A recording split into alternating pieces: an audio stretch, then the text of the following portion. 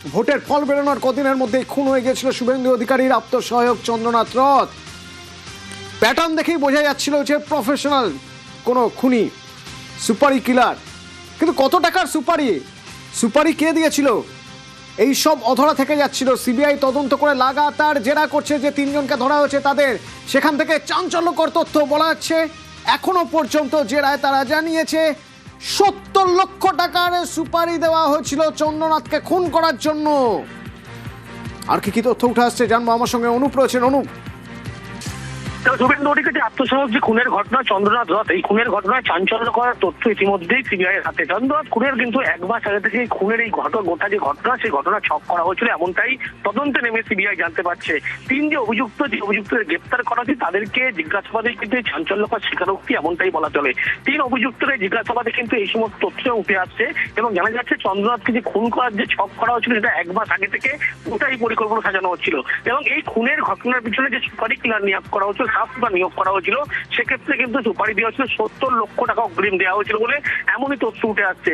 3 অভিযুক্তকে যখন জিজ্ঞাসাবাদ করা হচ্ছে, এই জিজ্ঞাসাবাদে 70 লক্ষ অগ্রিম দেওয়া হয়েছিল, মানে সুপারি অনেক টাকার ছিল। কন্ট্রাক্টে প্রথমে দেওয়া হয়েছিল অ্যাডভান্স হিসেবে 70 লক্ষ দেওয়া হয়েছিল।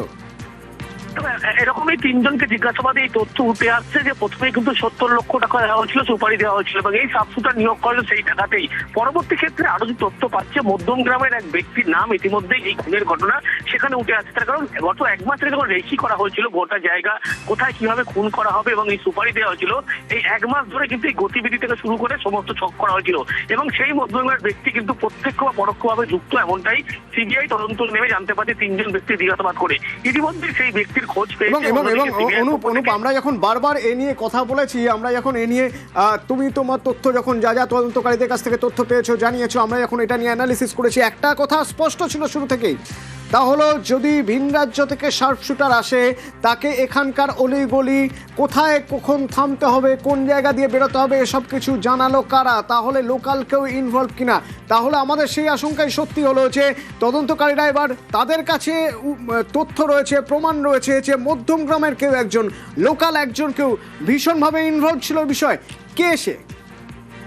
এই তথ্যই কিন্তু আগে নিউজ 18 বাংলায় বারবার দেখানো হয়েছিল। পরবর্তী ক্ষেত্রে যে তদন্তকারী আধিকারিক তারাও কিন্তু জানায় যে বাইরে থেকে কোনো ঘটনা যখন ক্রাইম করতে কোনো ব্যক্তি আসে, সেক্ষেত্রে লোকাল কোনো ব্যক্তি যারা সমস্ত কার্যকলাপে যুক্ত থাকে তাদের থেকে সহযোগিতা নেওয়া হয়ে থাকে। তার কারণ অলিগলি রাস্তা থেকে শুরু করে প্রত্যেকটি রাস্তা তারা যেভাবে চিনবে, বাইরে থেকে আসা কোনো ব্যক্তি সেভাবে চিনবে না। প্রথম দিন থেকে এই ব্যাপারটি আশঙ্কা যখন করা হচ্ছিল, পরবর্তী ক্ষেত্রে 3 অভিযুক্ত জিজ্ঞাসাবাদ করা হয়, গ্রেপ্তার করা হয়, তখন তাদেরকে জিজ্ঞাসাবাদ করে জানতে পারছে মধ্যম গ্রামের এক ব্যক্তি এই ঘটনার সঙ্গে পরোক্ষভাবে জড়িত। 1 মাস ধরে গোটা ঘটনা যে খুনে ছক করা হয়েছিল, রেকি করা হয়েছিল, গোটা কার্যক্ষেত্রে তিনি করছেন এমনটা, এবং যে সাবশুটার নিয়োগ করে তাদের সঙ্গে সরাসরি যোগাযোগ রাখছিল। সেই ব্যক্তির ইতিমধ্যেই যেমন খোঁজ, নাম ঠিকানা পেয়েছে পুলিশের পক্ষ থেকে, তার খোঁজে যেমন ইতিমধ্যেই সিবিআই খোঁজ চালাচ্ছে এবং পুলিশের সহযোগিতা নেওয়া হচ্ছে। এই গোটা ঘটনাকে সিবিআইয়ের পক্ষ থেকে এখন তদন্ত করে দেখা হচ্ছে। সেই কারণে এই 3 জনকে যখন দফায় দফায় জিজ্ঞাসাবাদ করা হচ্ছে, জিজ্ঞাসাবাদে এই সমস্ত শিকারী এবং তদন্তের স্বার্থে নিঃসন্দেহে অনেক কিছুই এখনো পর্যন্ত গোপন রাখা হবে। সব তথ্য বাইরে আনা হবে না এই মুহূর্তে, তার কারণ যারা বাইরে রয়েছে তারা সতর্ক হয়ে পড়তে পারে। এবং জানা যাচ্ছে যে কন্ট্রাক্ট অনেক টাকার কন্ট্রাক্ট ছিল, তার মধ্যে শুধু শার্পশুটার ভাড়া করার জন্য অ্যাডভান্স হিসেবে 70 লক্ষ টাকা দেওয়া হয়েছিল। এলাকার কেউ জড়িত ছিল, প্রমাণে উঠে আসছে, সে প্রমাণ পাওয়া যাচ্ছে। তদন্তকারীরা খুঁজছেন এলাকার কে বা কারা 1 মাস ধরে এদের রেকি করার সুযোগ দিল।